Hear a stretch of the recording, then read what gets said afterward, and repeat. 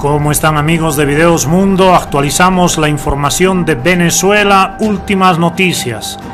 Nicolás Maduro se manda una nueva censura. Esta vez ya no tiene señal televisiva en Venezuela, Caracol de Colombia. Ya van más de 15 medios censurados en total en Venezuela. Por favor, a continuación les voy a dejar precisamente con los reportes últimos de Venezuela, qué está haciendo Nicolás Maduro, qué reacciones hay de la oposición, como también los análisis correspondientes. A continuación, amigos, por favor, al final del video dejen sus opiniones y comentarios. En el número 3, Venezuela, más censura. El gobierno de Nicolás Maduro de nuevo silencia a un medio de comunicación en Venezuela. Este miércoles fue retirada la señal del canal colombiano Caracol Televisión por órdenes de Conatel. La estación reaccionó en su sitio de internet y dijo que lamentaba la decisión y que continuaría desempeñando sus funciones de manera veraz y objetiva. En febrero, el gobierno de Nicolás Maduro decidió censurar la señal de cable y satélite de CNN en español. Maduro tomó la decisión días después de que publicáramos una investigación sobre la presunta emisión fraudulenta de pasaportes y visas venezolanas.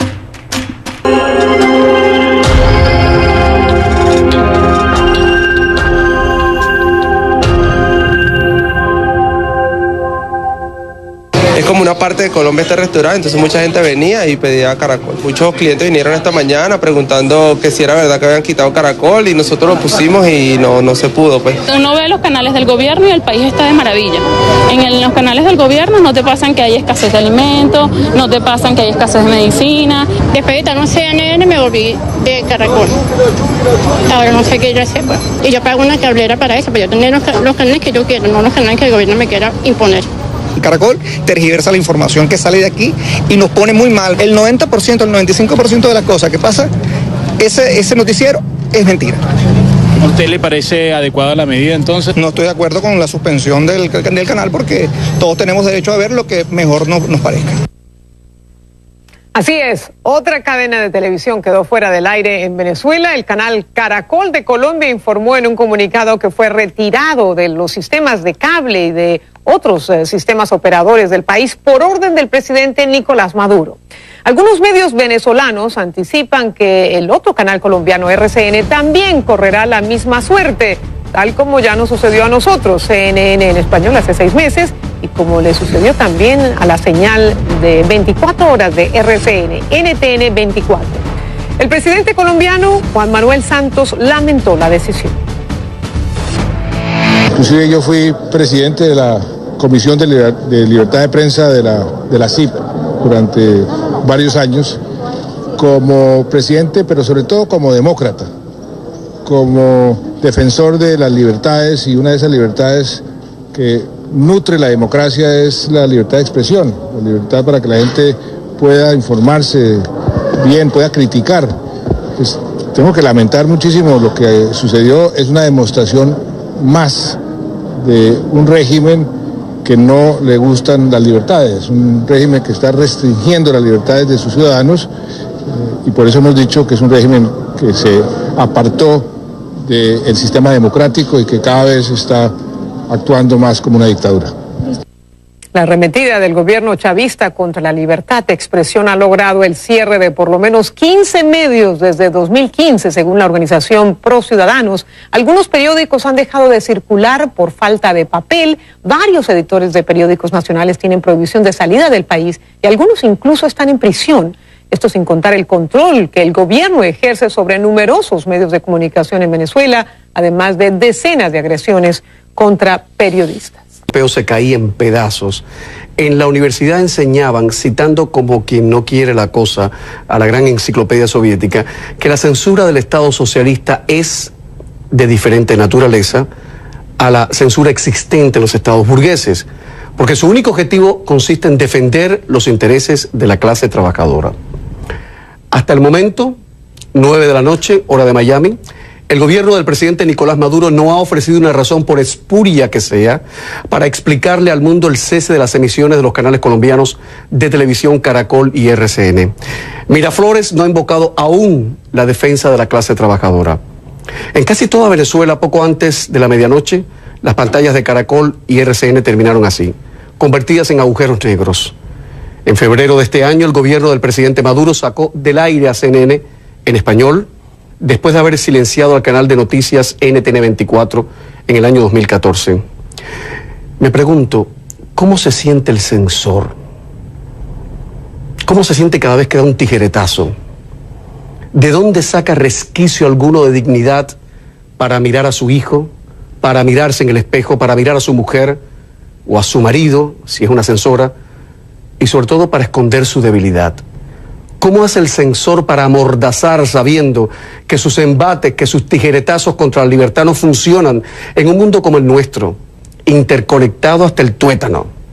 En la primera parte del programa de hoy conversaré con Vladimir Villegas, un periodista lúcido, honesto, analista político, hermano del ministro de Comunicación e Información de Maduro, el hombre que seguramente, con un gesto, hizo que Caracol y RCN terminaran reducidos a una mancha negra en las pantallas de la televisión. La mancha de la indignidad, de la falta del decoro del poder político. Comienza Camilo. El primer tema, y darle las buenas noches a mi primer invitado, quiero significar una frase de Jefferson. Si tuviera que decidir si debemos tener un gobierno sin periódicos o periódicos sin gobierno, yo no dudaría en preferir lo segundo. Periódicos sin gobierno. Eso lo dijo Jefferson. Vladimir Villegas, mi primer invitado, fue secretario general del Sindicato Nacional de Trabajadores de la Prensa en los años 90 en Venezuela. De hecho, impulsó una huelga de un día por la censura previa del entonces presidente Pérez tras el intento de golpe de Chávez. Fue embajador de Chávez en Brasil y en México. Es un analista hábil, sesudo, una especie de esgrimista de la información. Villegas, bienvenido, ¿cómo estás? Buenas noches, Camilo, gracias por la invitación y saludos a todos quienes nos sintonizan a esta hora. Primera pregunta, ¿qué opinión te merece la decisión de sacar del aire en lo que va de año 3 canales internacionales y un cuarto que sacaron en el 2014 en NTN 24? ¿Qué opinión te merece eso como informador, como periodista y como ciudadano venezolano? Mira, la misma de siempre.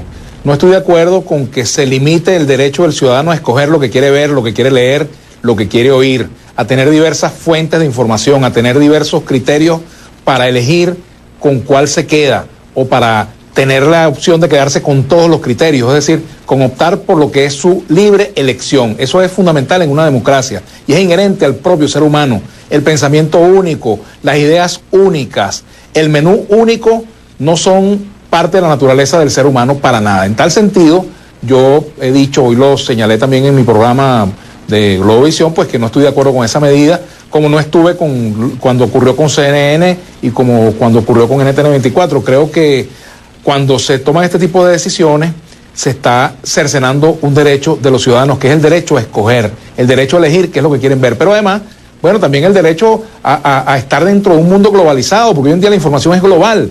Entonces, cuando nos cortan el acceso a una fuente de información, nos están lesionando un derecho constitucional. Y bueno, recuerda que en una democracia se puede funcionar cuando estamos con seres humanos igualmente informados. Eso se lo escuché yo decir a mi amigo Aristóbulo Isturi. Una democracia funciona con seres humanos igualmente informados. Cuando tenemos seres humanos desigualmente informados, pues no podemos hablar de una democracia y menos en el ámbito informativo. Por eso yo no estoy de acuerdo con ese tipo de decisiones que, bueno, pretenden tapar el sol con un dedo, pretenden, digamos, evitar que la información fluya, pero a la larga la información termina siendo como el agua, se mete por cualquier rendija. Es verdad que se mete por cualquier rendija. Vladimir, en las últimas horas algunos analistas dicen que la salida del aire de al menos Caracol Televisión tendría que ver con la cobertura que esa televisora colombiana habría hecho del periplo latinoamericano de la exfiscal Luis Ortega y de todo lo que Luis Ortega está diciendo sobre el presidente Maduro y su presunta implicación en el escándalo de Odebrecht. Hasta esta hora no se ha dado una explicación oficial. ¿Cuáles son las razones que se manejan en los mentideros políticos de por qué de una manera tan abrupta silencian estos dos canales? Mira, yo presumo que tiene que ver con esto, pero también con el clima de tensión que se ha dado con el gobierno del presidente Santos. Es una forma, pues, de respuesta política a las críticas que el propio gobierno del presidente Santos ha hecho sobre la situación política venezolana. Ahora, si yo fuera quien tomara decisiones en el ámbito comunicacional en Venezuela, que no soy, pues yo tomaría o haría algunas recomendaciones totalmente distintas. Presidente, dele entrevista a todos los medios colombianos, convoque una conferencia de prensa con los medios colombianos y las personas que han sido aludidas por la fiscal destituida, pues también le recomendaría lo mismo, den una rueda de prensa, convoquen a los medios colombianos y que se aclare punto por punto las denuncias que hay, o incluso para los efectos de explicar a la opinión pública colombiana lo que supuestamente no entienden de lo que está pasando en Venezuela, pues yo apelaría a eso y estoy seguro de que los medios colombianos estarían dispuestos a recibir cualquier petición en ese sentido. Es decir, creo que lo importante en todo esto es la transparencia.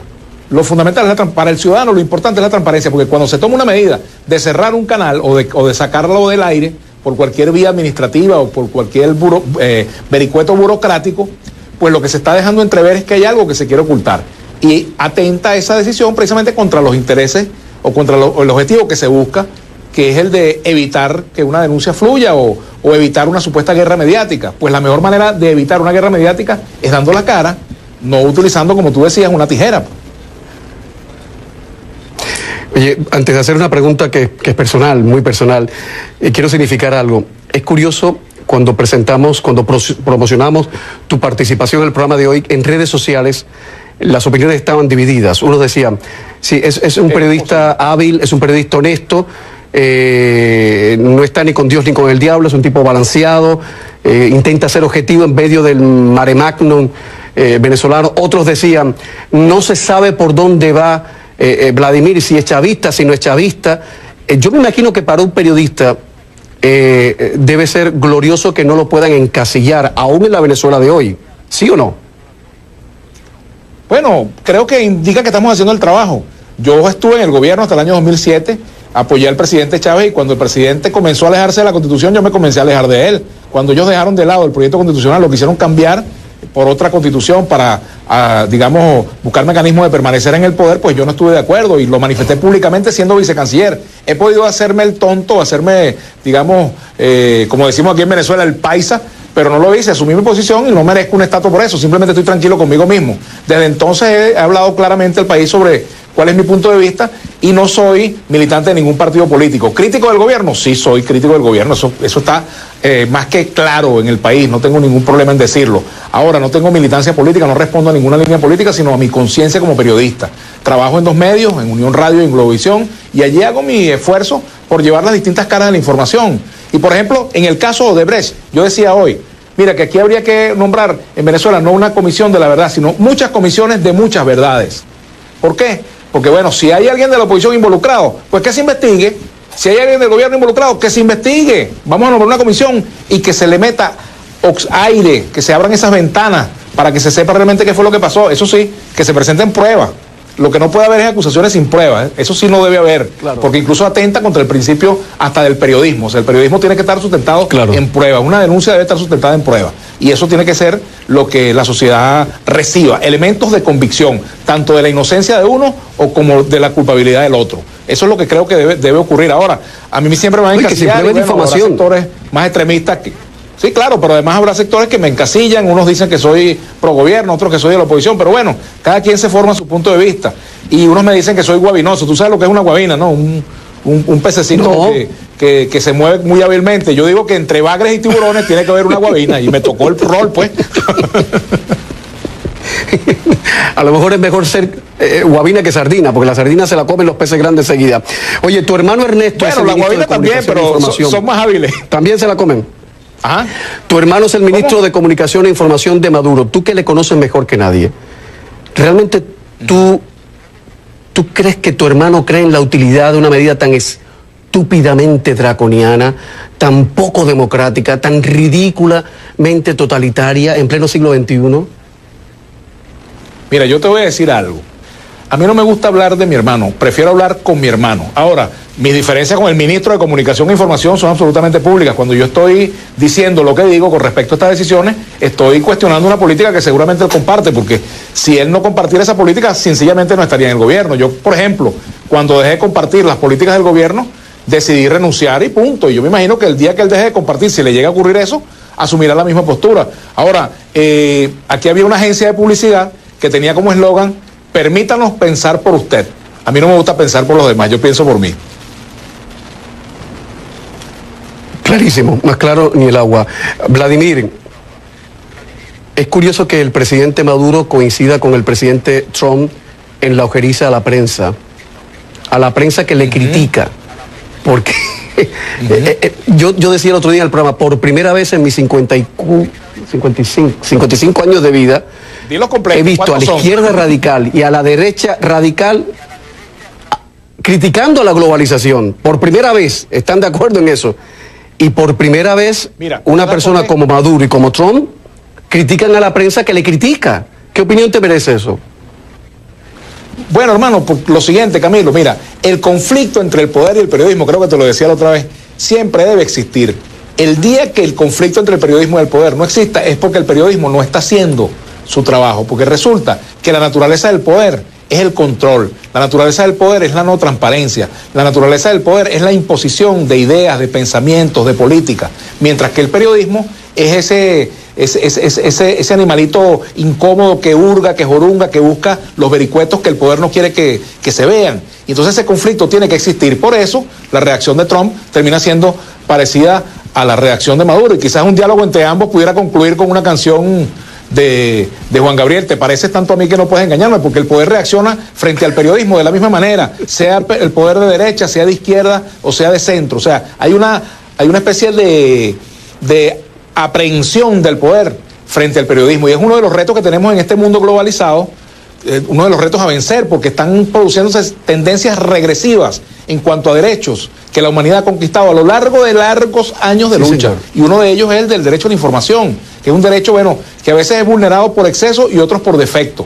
Es decir, a veces hay una contaminación informativa destinada a que estemos totalmente desinformados, pero también está en la ausencia de información, que es tan grave como lo otro. Entonces, por eso es importante la no hegemonía comunicacional. Tenemos que luchar por un mundo donde no exista la hegemonía comunicacional, donde exista la diversidad como principio fundamental de las relaciones humanas, para poder entendernos, porque de lo contrario no vamos a salir de un conflicto, digamos, eterno en nuestras sociedades, y hablo de cualquier sociedad, de la de Venezuela o de la de cualquier país del mundo.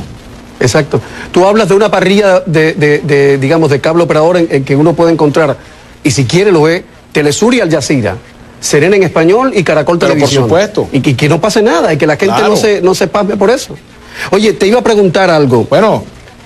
Al principio del programa yo, como viví tantos años a merced, literalmente hablando de los censores, vengo de un país donde me sacaban del aire un mes por decir buenas noches, señoras y señores. Me decían que tenía que decir buenas noches, compañeros y compañeras. Bueno, imagínate. Siempre me pregunté, ¿qué pasa por la mente de un censor? Francisco Franco, el dictadorzuelo español, siempre se burló de los censores. Decía que eran muy tontos. ¿Tú conoces a alguno de los censores venezolanos, sin mencionar nombre? ¿Son tontos o son gente despierta? Mira, el que compre a un censor por tonto está perdiendo los reales, porque funciona la misma lógica del poder. Ahora, a la larga, eso termina siendo inoficioso, porque a la larga la información sale. Cuando una persona censura, cuando una persona busca de controlar la información, es porque tiene miedo de algo, es porque siente que la información es una amenaza, y por supuesto actúa reactivamente y actúa en una forma defensiva. Lo que pasa es que esa forma defensiva se convierte en ofensiva porque comienza a tocar derechos de los ciudadanos. Ahí es donde está el problema, ¿ves? Si tú actuaras defensivamente y eso tiene implicaciones para ti nada más, no hay problema. El problema está cuando tú comienzas ya a tocar derechos de los ciudadanos. Mi derecho a estar informado, a saber qué es lo que dice Radio Caracol, o lo que dice, si se pudiera ver en un canal de cable, lo que dice la televisión cubana, o lo que dice la televisión de China, o lo que dice la televisión de Panamá. Ese es mi derecho como ciudadano a escoger, a ver cualquier cosa que yo quiera ver. Y bueno, yo saco las conclusiones luego. No me interesa ese canal, lo apago, cambio. Ver Camilo o ver El Mazo Dando es una opción, cualquiera de esas, pues. Claro, porque alguien me va a prohibir verlo. Ya yo tengo edad suficiente para tener criterio de lo que puedo ver o no. Pero y además, ahora, el diablo son las cosas, es consciente que es un... ¿Ah? Te iba a decir que el diablo son las cosas, porque jamás yo imaginé tampoco que iban a coincidir, digamos, Raúl Castro con Erdogan, el dictador turco, Vladimir Putin, que es un autócrata, con alguien como Nicolás Maduro, Donald Trump, con alguien como Marine Le Pen. O sea, yo jamás pensé que un presidente de Estados Unidos iba a decir que la prensa era el enemigo público número uno. cuando este país se fundó sobre la base de la libertad de expresión. Pero bueno, donde quiera cuecen habas, unas en inglés y otras en maracucho, en venezolano, en fin. Voy a hacer una pausa. Radio de Globovisión. Vladimir, cuando el presidente Maduro sacó del aire en febrero pasado a CNN en español, lo hizo indignado por la denuncia que hicimos sobre la presunta venta ilegal de pasaportes. Poco después, 3-4 meses después, las autoridades detenían a varios empleados implicados en una trama como la que denunciaba esta casa.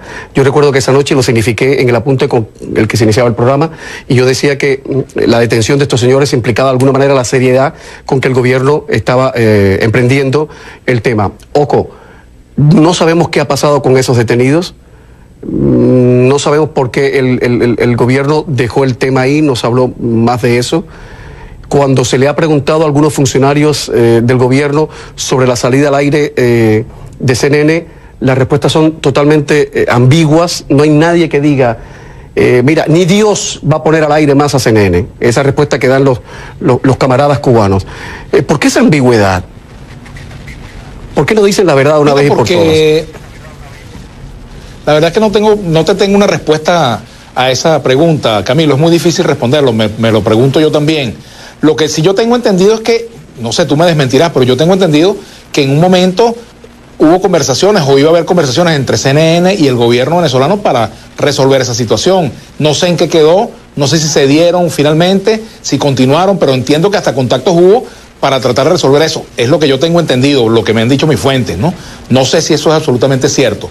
En todo caso, creo que esa decisión fue, a mi modo de ver, como lo he dicho, equivocada. Fíjate, la misma información que tú das, la secuencia de que luego fueron detenidas unas personas por estas denuncias, te muestra pues que fue una decisión, primero, apresurada. Muchas veces se toman decisiones, y es lo que yo creo, que toman decisiones producto de la impulsividad, que no son sometidas, a mi modo de ver, a un proceso de enfriamiento, de reflexión, para ver las consecuencias. Entonces, fíjate, tú sacas CNN de aquí y bueno, de alguna manera te estás haciendo un daño internacional, porque estás quedando como un gobierno que no respeta la libertad de expresión y que, bueno, censura los medios internacionales y toma medidas también coercitivas contra los medios internos. Entonces, ¿quién gana allí? Esa es una forma equivocada de dar una batalla desde el punto de vista comunicacional. Es la peor forma de hacerlo. La mejor manera de dar una batalla comunicacional es dar la cara, es mostrar lo que es el punto de vista del gobierno y dejar que aparezca el otro punto de vista. Fíjate, por ejemplo, el tema del conflicto con el poder. El presidente Trump, bueno, tiene poco tiempo gobernando. Él ha hecho críticas a la prensa, pero yo no lo he visto hasta ahora cerrando un periódico, por ejemplo, ordenando que no circule tal o cual medio en Estados Unidos, que yo sepa, no sé si eso Dios lo libre, si no es así. En este país no se puede. Si eso es así, me lo corrige. Él llegó a decir, entonces ahí hay que no soportaba el programa de comedia, el Saturday Night Live, y que deberían cerrarlo. Pero ojo, la gente se le rió en la cara, en este país no puede. No, por Dios. Gracias a Dios y a todos los santos, eso es imposible. A eso me refiero. Que una cosa es que tú critiques un medio. Ahora, el presidente de la República tiene derecho a ponerse bravo con un canal, con el que sea, con Venevisión, con Televen, con Globovisión, con CNN. Claro, tiene derecho a molestarse, a criticarlo. Es un debate que es fructífero. Una cosa es eso, y otra cosa es usar la ventaja del poder para acallar esa voz crítica. Al contrario, más bien debería atender esas críticas, porque muchas veces, detrás del adulante, detrás del que silencia una información, está un daño terrible a un gobierno. Y está incluso el acto de conducir a errores en la toma de decisiones, mientras que si tú actúas con transparencia, eso te permite tomar mejores decisiones para la gobernabilidad. Para mí eso es sencillo. O sea, la transparencia informativa es fundamental para que un gobierno funcione, porque el propio presidente incluso a veces es víctima de los círculos de poder que él mismo forma y que terminan encerrándolo en un cuarto sin ventana, y entonces termina siendo prisionero de la desinformación. Entonces yo, como Maduro del Liceo, como tú muy bien lo sabes, pues yo le exhortaría a que revise eso, a que incluso abra sus entendederas, abra sus oídos a escuchar las críticas incluso que hacen periodistas, que se reúna con periodistas venezolanos, que se reúna con periodistas de Colombia, que se reúna con periodistas de CNN, para que tenga otras campanadas y para que evalúe mejor las decisiones que está tomando en ese campo, que son absolutamente equivocadas en mi opinión. Se lo digo como de gratis, pues un consejo de amigo, pues, si lo quiero tomar así, o de compañero que fue Luis Ortega y en la política. Luis Ortega. Ajá. Ahora se la considera la Juana de Arco de la oposición. Y la señora dice que va a abrir la boca y que no va a dejar gallo con pluma, porque va a cantar y va a denunciar de la A a la Z todos los implicados en el caso de Odebrecht. ¿Hasta qué punto una persona como Luis Ortega es confiable en lo que va a decir? Se supone que lo va a decir las próximas semanas, los próximos días. Bueno, mira, todo lo que ella diga, porque la confiabilidad o no es un tema absolutamente subjetivo, Camilo. Lo que ella diga, si viene acompañado de pruebas, será confiable. Si no viene acompañado de pruebas, no será confiable. Eso es una máxima también del periodismo. O sea, la base que da sustentación a una información es la documentación que prueba las afirmaciones que se están haciendo cuando se trata de denuncias. Si ella viene con pruebas, con elementos de convicción, por supuesto que su planteamiento será recibido con credibilidad. Si no es así, pues no será sino de otra forma. Eso depende de lo que ella presente, de lo que ella lleve, de lo que ella traiga. Ahora, obviamente, se supone que en el caso venezolano lo que debería imperar es el sentido de justicia. ¿En qué sentido? Bueno, en el sentido de que unas cosas como estas tienen que investigarse, no porque la fiscal lo haya dicho, sino porque si en Brasil se dice que la empresa Odebrecht está sobornando gobiernos para obtener contratos y Venezuela ha sido uno de los países que más contratos le ha dado, pues lo primero que tiene que hacerse es investigar hasta las últimas consecuencias, gramo por gramo, kilo por kilo, lo que está pasando y punto, y darle información absolutamente veraz. Fíjate, ayer yo conversé en la radio con Isaías Rodríguez, el vicepresidente de la Asamblea Constituyente, con quien tengo una buena relación personal desde hace muchos años, nos conocemos, somos amigos, pues, desde la diferencia, tenemos buena relación, y pues yo creo en que eso es posible, tener diferencia y tener una buena relación personal. Claro, claro. Bueno, Isaías Rodríguez decía, si yo fuera el fiscal de la República, yo abriría una investigación sobre todo lo que tiene que ver con Odebrecht y Venezuela. Bueno, ¿por qué no hacerlo? Eso es lo que sale en un momento como este, en lugar de descalificar al denunciante. Bueno, vamos hacia la denuncia, y si el denunciante se descalifica o está descalificado, eso es un tema distinto al hecho en sí. El hecho en sí es lo importante, lo esencial es determinar si hubo gente, como decimos aquí en Venezuela, que le mojó la mano, gente de Odebrecht, que le mojó la mano a alguien del gobierno, o a alguien de la oposición, o al que fuere, o a ambos. Que se investigue y que eso salga, y punto. Eso es lo que queremos los venezolanos, y que el dinero que se pagó en corrupción algún día pueda volver, pues. Antes del punto final, una observación. El fiscal, cuando era defensor del pueblo, venía a este programa. Ahora que es fiscal, es muy difícil dar con él. En fin. Pero la última pregunta la están haciendo en redes sociales. Le haré llegar tu comentario si lo veo. ¿Hasta qué punto crees que... Dile que, por favor, que aquí nos mordemos y siempre hablando se entiende la gente, es el eslogan del programa. En redes sociales preguntan, ¿hasta qué punto, Vladimir, crees que te van a permitir hablar con CNN en español en las próximas semanas? Bueno, hasta que CNN me invite. Mientras CNN me invite, yo hablaré con CNN en español. Si vienen otras decisiones en otro campo, pues no lo sabré. Yo tengo mi derecho a conversar con ustedes, y además quiero agradecerles que me permitan comunicarme a través de CNN con los venezolanos, con los latinoamericanos que quieren saber de la realidad venezolana, y con todo aquel que quiere enterarse sobre lo que está pasando en nuestro país. Y bueno, mientras se pueda lo haremos. Yo no tengo ningún problema en eso, y mientras se pueda ejercer el periodismo desde las condiciones en que estamos en Venezuela, con las dificultades que hay, estaremos allí. De lo contrario ya veremos, ¿no? Cruzaremos esos puentes cuando lleguemos a ellos, como dicen los políticos. Vladimir Villegas, muchísimas gracias, estás permanentemente invitado. Camilo, un placer. Tu hermano si quisiera, el presidente Maduro si quisiera, Delcy si quisiera, y si tuvieran la honestidad y la gallardía de venir a un medio internacional a hablar, les doy la hora entera, como si no hablo yo, pero que vengan y den la cara, por favor.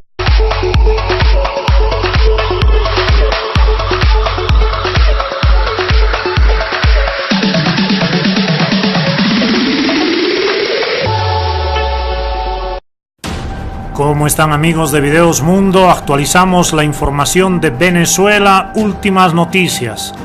Nicolás Maduro se manda una nueva censura. Esta vez ya no tiene señal televisiva en Venezuela, Caracol de Colombia. Ya van más de 15 medios censurados en total en Venezuela. Por favor, a continuación les voy a dejar precisamente con los deportes últimos de Venezuela, qué está haciendo Nicolás Maduro, qué reacciones hay de la oposición, como también los análisis correspondientes. A continuación, amigos, por favor, al final del video dejen sus opiniones y comentarios. En el número 3, Venezuela, más censura. El gobierno de Nicolás Maduro de nuevo silencia a un medio de comunicación en Venezuela. Este miércoles fue retirada la señal del canal colombiano Caracol Televisión por órdenes de Conatel. La estación reaccionó en su sitio de internet y dijo que lamentaba la decisión y que continuaría desempeñando sus funciones de manera veraz y objetiva. En febrero, con la suspensión del canal, porque todos tenemos derecho a ver lo que mejor nos parezca. Así es, otra cadena de televisión quedó fuera del aire en Venezuela. El canal Caracol de Colombia informó en un comunicado que fue retirado de los sistemas de cable y de otros sistemas operadores del país por orden del presidente Nicolás Maduro. Algunos medios venezolanos anticipan que el otro canal colombiano RCN también correrá la misma suerte, tal como ya nos sucedió a nosotros, CNN en español hace 6 meses, y como le sucedió también a la Caracol, y nosotros lo pusimos y no se pudo, pues. Uno ve los canales del gobierno y el país está de maravilla. En los canales del gobierno no te pasan que hay escasez de alimentos, no te pasan que hay escasez de medicina. Después de estar en CNN me volví de Caracol. Ahora no sé qué yo hacer, pues. Y yo pago una cablera para eso, pero yo tener los canales que yo quiero, no los canales que el gobierno me quiera imponer.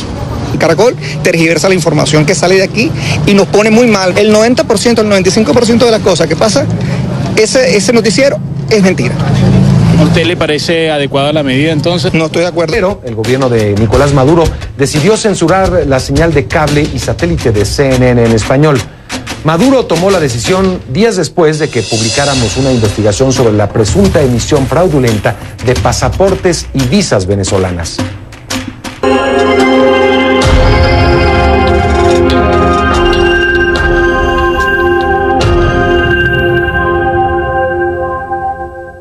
Es como una parte de Colombia este restaurante, entonces mucha gente venía y pedía Caracol. Muchos clientes vinieron esta mañana preguntando que si era verdad que habían quitado